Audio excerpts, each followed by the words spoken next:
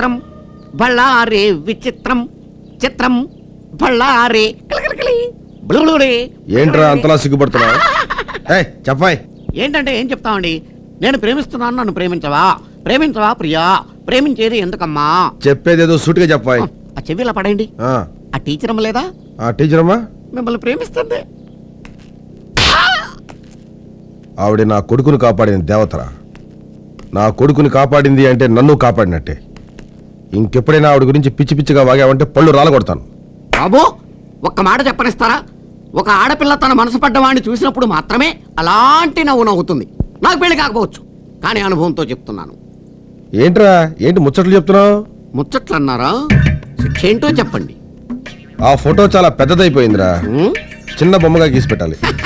ఇదో శిక్ష. 2వ తరగతిలో 1వ క్లాస్లో పాస్ అయ్యాను, డ్రాయింగ్ లో నేను. ఈజీ. ఆగో, కొసమెరుపు ఏమన్నా ఉందా మహాప్రభు? నువ్వు బొమ్మ గీయాల్సింది పేపర్ మీద కాదు. మరి ఇదిగా ఈ బియ్యం గింజ మీద.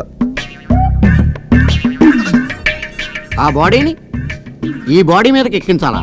నేను పాడెక్కే ప్రమాదం వచ్చింది.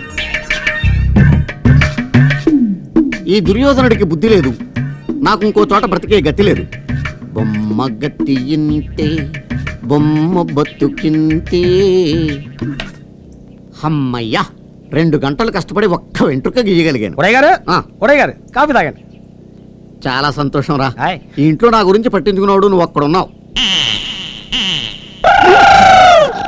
మింగేశావా?